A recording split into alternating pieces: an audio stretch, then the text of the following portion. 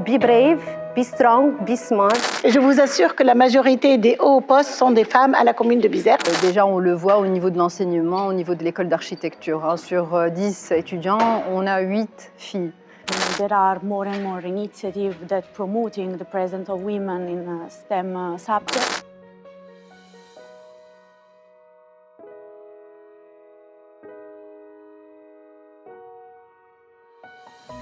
Bonjour, alors moi c'est Madame Sonia Dawadi, chef service des études à la commune de Bizerte.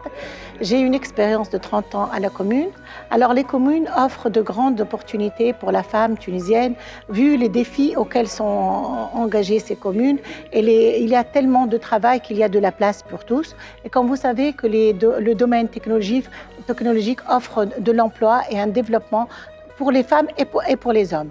Dans ma carrière, au début de ma carrière, j'ai eu des obstacles et des problèmes du type sexiste. Vous êtes une femme, vous ne pouvez pas y arriver. Alors j'ai bataillé, j'ai travaillé, j'ai excellé, j'ai prouvé que j'avais les mêmes compétences que mes collègues hommes et j'ai pu réussir à obtenir la confiance de tous mes supérieurs.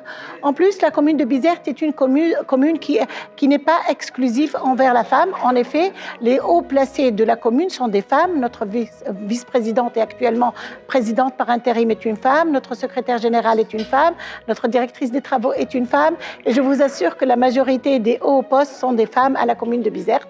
Donc le problème d'exclusion de la femme n'est pas traité à la commune de Bizerte. On est plutôt un espace inclusif à la femme. Alors, les opportunités qu'offrent les communes, ce sont des communes qui sont ouvertes vers les partenariats avec des communes du monde entier, des jumelages, des coopérations. Donc, la femme a sa place. Il suffit qu'elle travaille, qu'elle montre ses capacités et ses compétences. Elle trouvera sa place. En effet, par exemple, moi, j'ai participé à la candidature du programme Alliance des communes pour la transition énergétique. Et le fait que ma commune a été retenue, ça m'a valu d'être la coordinatrice du projet au sein de la commune de Bizerte. Cette coordination m'a permis de faire des voyages de mission, des renforcements de capacité. J'ai assisté à plusieurs formations. Ça m'a permis de jaillir et d'être plus excellente dans mon travail. D'autre part aussi, la commune offre aux femmes les mêmes postes que les hommes. Donc, si tu es une femme ou tu es un homme, si tu travailles et que tu mérites le poste de chef service, tu l'obtiendras. On n'a aucune exclusion envers les femmes. Aussi, je pense que le réseautage dans les communes est très important. Comme vous savez, il y a la Fédération des communes tunisiennes. Il y a des réseautages entre les femmes dans les communes, ce qui nous permet de s'entraider. On envoie des mails. Celle qui a le même problème que mes problèmes, je l'aide. Je lui donne ce dont elle a besoin. Donc le réseautage, c'est très important, je pense, pour les femmes dans les communes tunisiennes. Donc, comme vous voyez, les opportunités existent dans les communes tunisiennes et je ne pense pas que, en tout cas, du point de vue de ma propre expérience, ces dernières années, on travaille en synergie avec les hommes et les femmes sont très bien traitées et elles obtiennent tout ce dont elles ont besoin. Mais il faut travailler. Je pense aussi que la femme doit être toujours essayer de sortir de sa zone de confort. On doit toujours apprendre. D'ailleurs, moi, à cet âge-là, j'ai 55 ans et j'ai participé au concours national de formation pilote des éco-conseillers et j'ai réussi. Donc, je suis maintenant en cours de formation pour la première promotion des éco-conseillers communaux tunisiens. Je pense que la femme doit toujours être apprenante, elle doit toujours lever les défis, elle doit toujours exceller et prouver sa place dans la commune et je suis sûre qu'elle trouvera un bon résultat. Aussi, elle doit essayer de réussir sa vie privée et sa vie professionnelle. Ce n'est pas toujours facile à trouver l'équilibre, mais je pense qu'avec un peu d'organisation, on peut y arriver.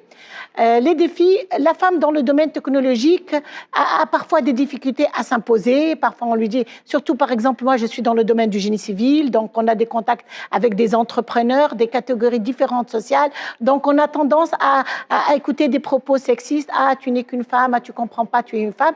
Je pense qu'il ne faut pas écouter ces propos-là. Il faut les dépasser. Il ne faut pas trop s'arrêter sur ces commentaires-là. Il faut comprendre que ce sont des gens qui n'essaient que rabaisser la femme. Et je suis sûre, avec le background qu'on a et l'expérience qu'on a, on n'est pas facile à faire rabaisser.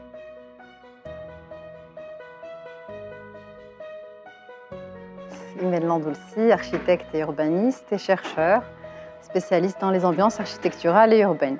Alors, on va dire que les innovations technologiques, c'est un vrai catalyseur en réalité et un outil qui peut permettre aux femmes, dans la théorie, d'accéder aux métiers, au marché et d'avoir des opportunités de travail en théorie beaucoup plus importantes. Dans la pratique, c'est un peu plus difficile de faire ce constat. Pourquoi? Parce que avec ces outils d'innovation, il faut aussi un changement structurel des mentalités et c'est clair qu'il y a une évolution et une féminisation du métier, mais ça reste un métier qui est principalement dominé par la figure masculine, même si on a une féminisation de ce métier au sein, par exemple, déjà, on le voit au niveau de l'enseignement, au niveau de l'école d'architecture. Sur 10 étudiants, on a 8 filles, 8 jeunes filles. Donc voilà, donc principalement, on va dire que c'est un vrai catalyseur, mais qu'il lui manque encore des appuis au niveau structurel et qu'au niveau de la société, un vrai cadre et un changement des mentalités s'annonce indispensable pour arriver à cette montée en compétences, certes, mais aussi à ce que les femmes percent dans ce métier. Voilà.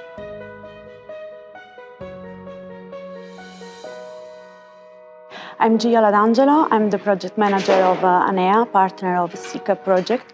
And yes, I think there are still few females in the technological sector, especially in decision-making and coordinating roles. This is due to the fact that the world of science has always been associated with men, despite the contribution of great women in the history. And this type of stereotypes are still influencing women's choices in their daily life or work or university choices, career studies.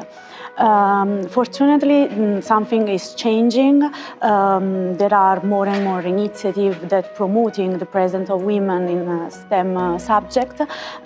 In Italy, for example, we have the annual award for women in science or the Napolitan coordination for women in science that fight against the difficulties that women encountered in their academic career, for example. So something has been made, but there is still a long way to go.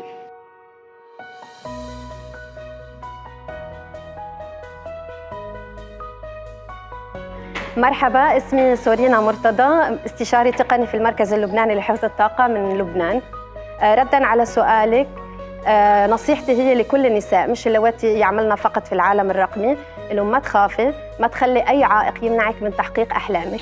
وإذا كنت تعملين في مهنة كانت معروفة حصراً سابقاً إنه هي للرجال مثل العالم الرقمي، لازم ما تبذلي مجهود إنه تثبتي حالك كامرأة، بالعكس تبذلي مجهود تثبتي حالك بمهنتك لأنك كفؤة.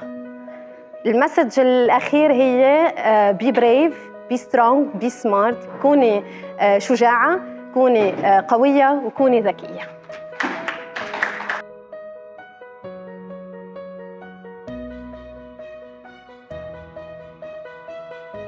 I'm Panagiotis Sarati from University of Patras. I'm a project manager, and I would like to note that the digital gender gap presents a significant challenge to achieving gender equality and sustainable development.